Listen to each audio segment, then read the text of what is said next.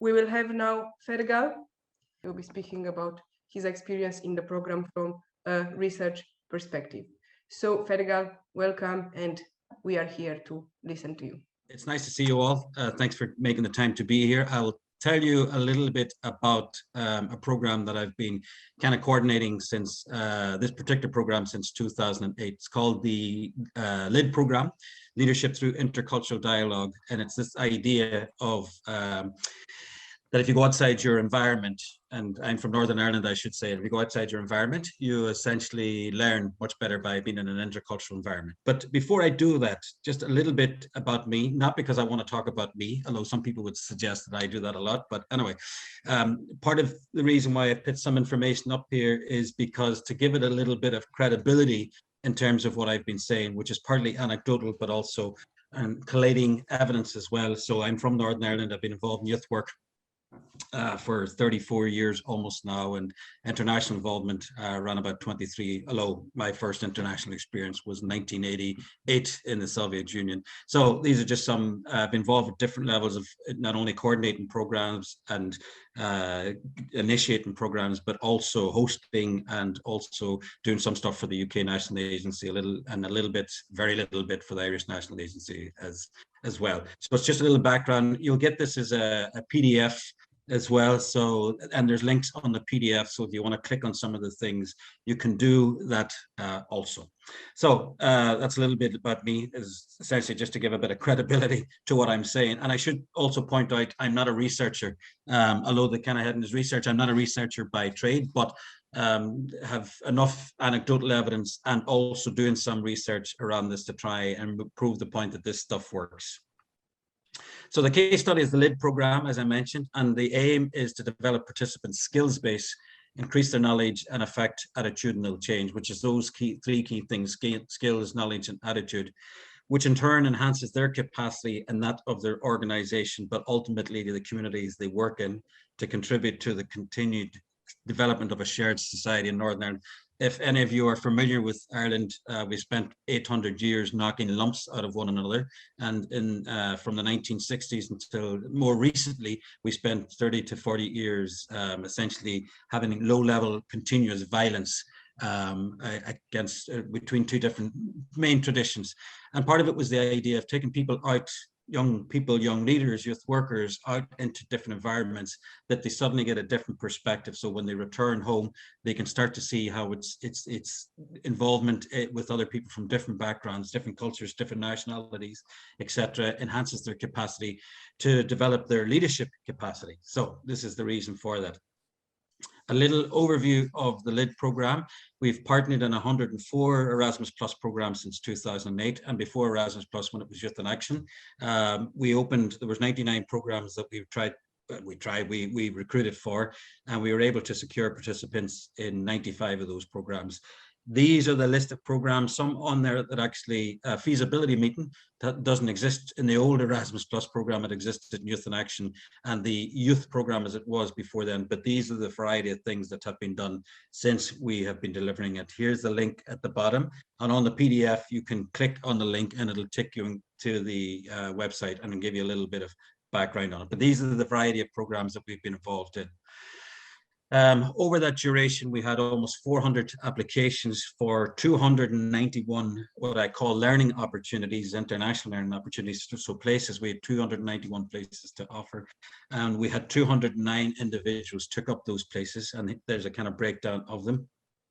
Some people, as you can probably tell, were repeat offenders, if we can call it that way. They got so enamored and so enjoyed Erasmus Plus, they kept coming back for more. So we had 209 people take up 291 places. Some people came back 3 times, 4 times, 1 or 2 came back 5 or 6 times because they really enjoyed the experience so much.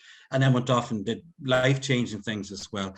68 organizations, mainly from within Northern Ireland, but across the UK were involved. There was a couple of people messed around and dropped out, and 1 person left early. So out of those 291, we had 289 completed the entire program. So we have a very, very high retention rate in that regard. The evidence collated was that we did it through an independent evaluation, which included a 2-day residential. We had a conference, We had testimonials from 102 people. And the testimonials, what I mean is a written statement, which was 3 things we aimed at: was their personal experience, their personal learning, their professional learning, and how they would use the experience in their daily environment or in their work environment. And we also had a thing called LID self-assessments. And the LID self-assessments was a series of statements that they kind of baseline, which they did at the beginning and did at the end. We're able to measure the difference that it made. The independent evaluation took place in 2013. There was 18 participants. There was also 56 at the time, 56 testimonies that we assessed. There was an online survey, and there was a good relations survey. And this was specific to Northern Ireland, but was that idea of showing how the LID program and the international learning experience contributed to the good relations indicators in Northern Ireland, which is essentially around looking at how relationships in the main between Catholics and Protestants improve or not improve, as the case may be. Some of the conclusions that we can draw, or we drew from it, was that 100% of the participants felt it was time well spent. Their enhanced confidence and knowledge. Participants felt more able to challenge stereotypes of their own and others' communities. The most common learning from the LID participants was around diversity, and at 41% of all key learning was identified. We had 38 soft and hard skills were acquired or developed during the experiences. And the 2 foremost strengths was enhanced interculturalism and bringing people together. I should say there was a link again at the bottom, so that the report of the residential, the evaluation, is available as well.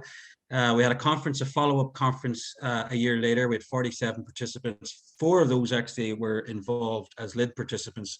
43 actually were involved in international work or had some international experience, but were not part of the LID evaluation or the LID program. So we had a much wider and more diverse audience in terms of who we reached out to.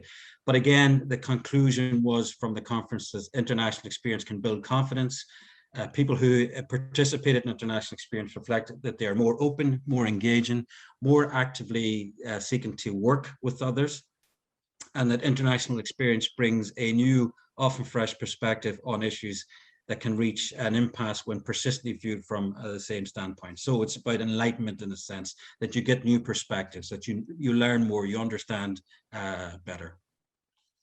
Further evidence, we've had another 56 testimonials, the LID self-assessment tool, 63 statements, as I mentioned, measuring beginning and end. So one, you basically mark yourself 1, or if you think you're very poor in an area, it's 1. If you think you're perfect, you mark yourself a 10. And we've had 90 individuals complete the tool, which grew specifically out of the LID conference.